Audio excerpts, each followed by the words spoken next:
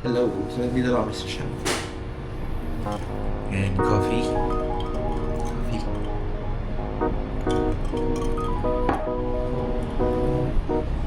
Lobat yung mic ko ngayon. So, kamusta? Ano yung mga natanggal natin na limiting beliefs recently? Ang lupit nung nung napanood ko na sinabi niya na mas marami tayong kailangan i-unlearn kesa sa i-learn. And that shit's real. Sobra. Motherfucking bitch. Maybe that yung motherfucking bitch. I don't know. Pero hindi.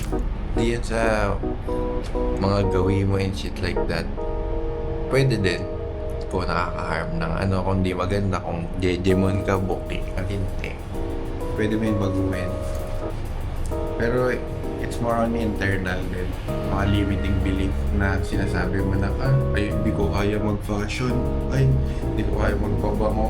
Ay, hindi ko kaya. Utang ina, wag ganun, men. Bado yun. Bolats yun, sablay, tanga ka nun.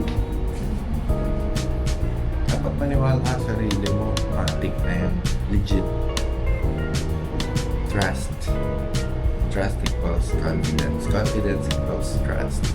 May ganun ka sa sarili mo. The fuck? Sino sino papatumba sa'yo? Tangina.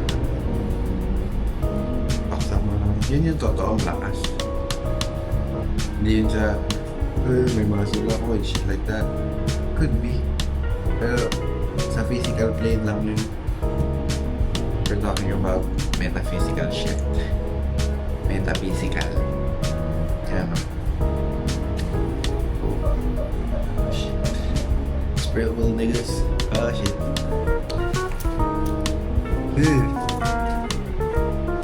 Pero yan. In a serious note. What's up? Ano yung na-unlearn nyo? Comment. Comment.